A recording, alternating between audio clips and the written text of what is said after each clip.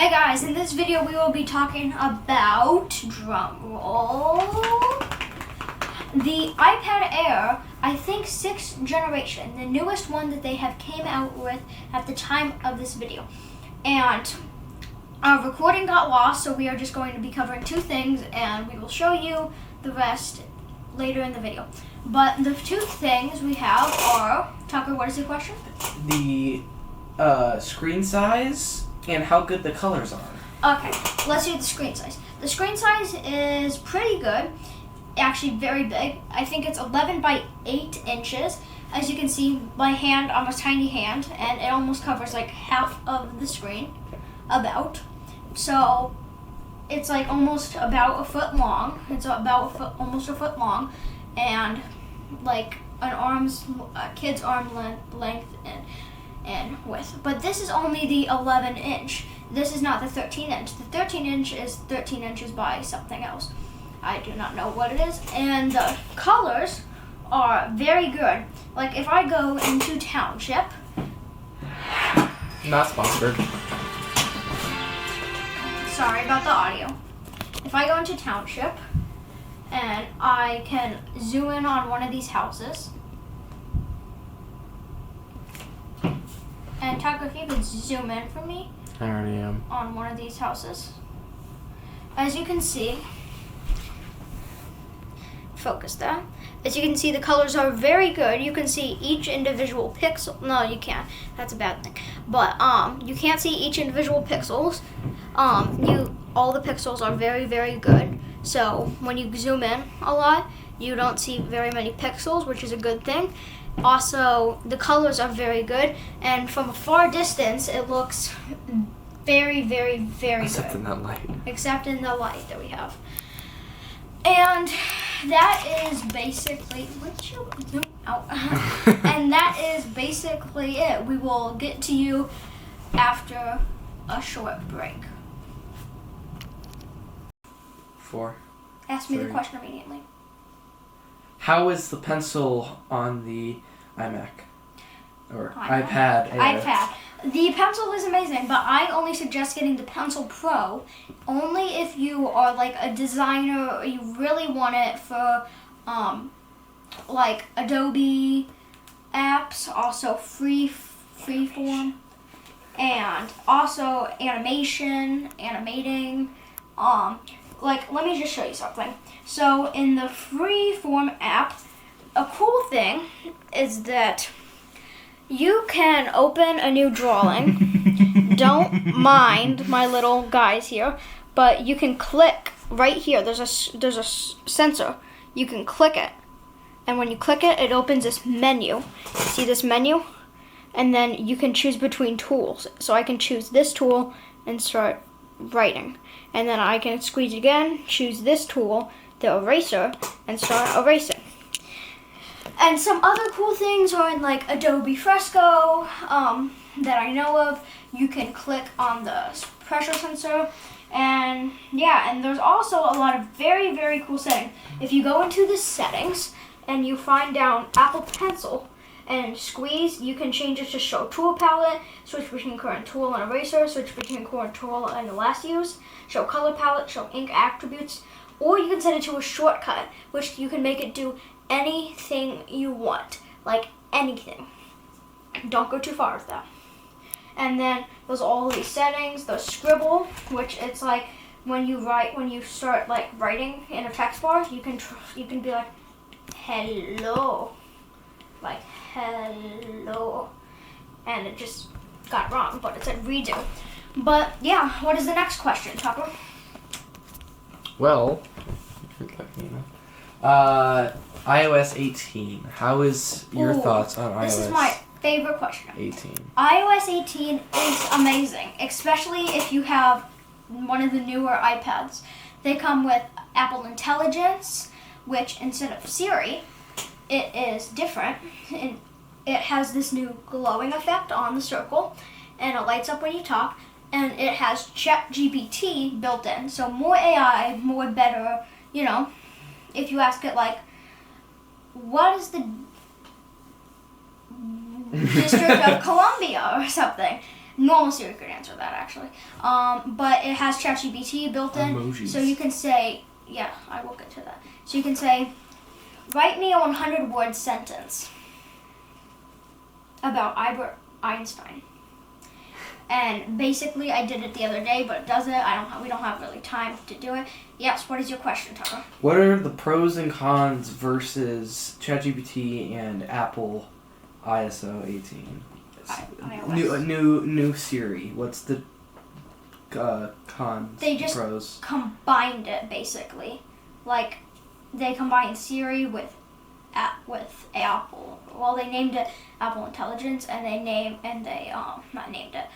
they added ChatGPT to it, so it's just smarter. So there's not really pros and cons of it. But there's a lot of cool stuff like Genmoji. You can make cool things. There's Image Playground. You can also make a lot of cool things. Genmoji is for emojis, of course. And Image Playground is for making images from AI. And basically, that's almost it that I can remember. What's your next question? My next question? How's the camera? That's a personal question. That's a personal question. Okay. The camera is actually pretty clear. If I can show you. The camera is the light. It automatically focuses. Test the zoom for me. Eyeball time. The zoom is very good. Usually on a phone, it's like, you can cut out pixels, but you can see every pixel. Like zoom in on my eye. My hands can't fit on this screen. You can see like every basically pixel on my eye, and if I come closer, and yeah, basically, it's a really good, really good camera. Is that all your questions? No. How's the sound? Is it like surround sound? Is it the same as iPhone? What do you mean, with AirPods?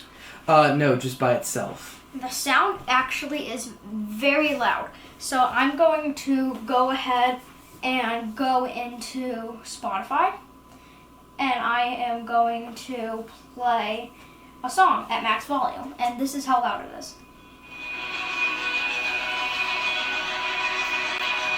It also is surround sound.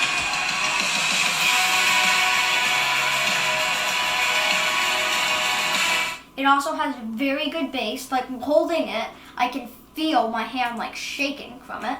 Like not me shaking it, but the actual volume, sound waves and stuff hitting my hand. And also it's very loud. Very good. It comes out of both sides. So also the cool part is in YouTube, if you're watching a thing and somebody's talking over here on the screen, it comes out of these speakers. And if somebody's talking over here, then it comes out of these speakers if the YouTubers have it set like that. Any other questions? Yes. If somebody has small hands, and do you think the 11-inch to 13-inch screen would be a problem for some? What do you mean by 11-inch to 13-inch screen being a problem? Like, do you think their thumbs could reach on the screen? Oh, I don't think anybody's thumbs can reach. I mean, probably big people's hands can reach. Give me it. Yeah, you try. I'm typing. Yeah. For you, Tucker, I would suggest the 13-inch. But for people, I would say the mini is good for, like, people that won't use their iPad a lot. Like, that just have it there for, like, fun, that want to just have it there.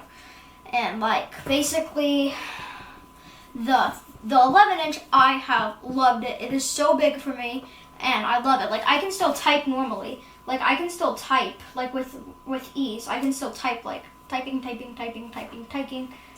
Yes, what's your question? Is there a big difference between the pricing of the 11-inch and the 13-inch? Yes. There is about a $200 difference that I remember. Actually, $300.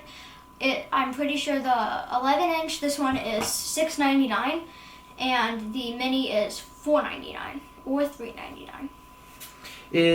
Does the Apple Pencil come with it, or do you have to buy that separately? You have to buy it separately for about $140. And I would suggest getting a normal Apple Pencil if you won't use that squeeze touch a lot. What's the big difference differences between the pencil you have and the other ones? Basically, no different. I mean, I would not suggest an old one, like a first generation or something. I don't know if that's even a thing, but I would suggest like maybe one that came before this one. But What's that one? this one is the Apple Pencil Pro. Right. So just the Apple Pencil, I would suggest. There's not really difference except the squeeze. That's basically the only thing. They both connect to the iPad, just snap on, so that you're charging. I think the Apple Pencil Pro has more settings and is newer. Some people just like newer stuff. But yeah, that's basically it. Does the iPad come with a case on its own, or do you have to... Another one you have to buy separately. This case right here, I have been loving it. Like, you might be like, oh, it's $90 for a case. And, like, you might be like, this little thin thing is $80. Like, it's really nice. Has the Apple logo stamped into the back. And this side is a nice soft material for the iPad to go onto the back. It's a very strong magnet. Like, if I clip this onto it really quick... I trust this thing with my life. It's a very strong magnet. It will not fall off. But if you're like, I don't want to buy a $90 case and I don't want to waste all my money, believe me, it is worth it. Or at least in my experience, it's very nice. You don't have to worry about like you dropping it really, and it's also just protected. And like especially on the back side, like you definitely don't want any scratches on this beautiful I don't know what material this is, but you don't want any scratches on this thing. So, I personally suggest a case.